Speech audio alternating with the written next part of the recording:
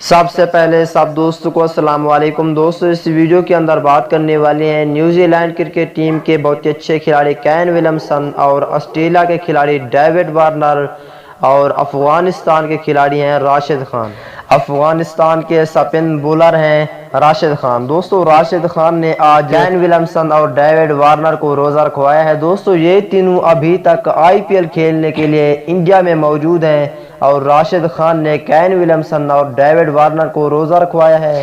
روزہ افطاری کے بعد ڈیوڈ وارنر نے کیا کہا، آئیے اس ویڈیو کے اندر آپ دوستوں کو تمام تر ڈیٹیل بتانے والی ہیں۔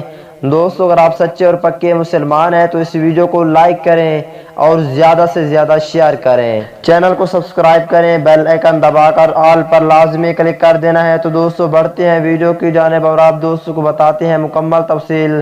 دوستو انڈین پریمیئر لیگ آئی پی ایل میں شامل نیوزی لینڈ کرکٹ ٹیم کے کپتان کین ولیمسن اور آسٹریلوی کرکٹر ڈیوڈ وارنر نے ساتھ ہی افغانستان کرکٹر کے ہمراہ روزہ رکھ لیا۔ افغانستان کے اسپن بولر راشد خان نے افطاری سے قبل دونوں کھلاڑیوں کی گفتگو کی ویڈیو شیئر کی ہے۔ افطار کے وقت بنائی گئی ویڈیو میں ڈیوڈ وارنر کہتے ہیں کہ ان کا دن بہت اچھا تھا لیکن انہیں شدید پیاس لگی اور ان کا حلق بھی بالکل خشک ہو گیا ہے۔